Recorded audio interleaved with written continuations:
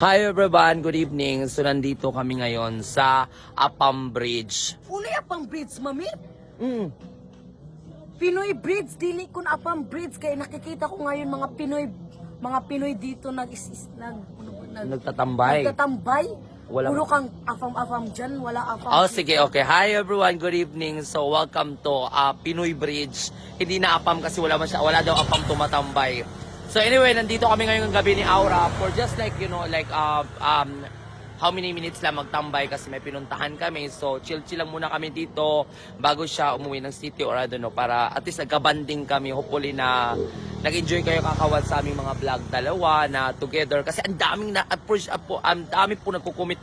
Thousands of people palagi nagtatanong sa akin, nasaan si Aura? Nasaan si Aura?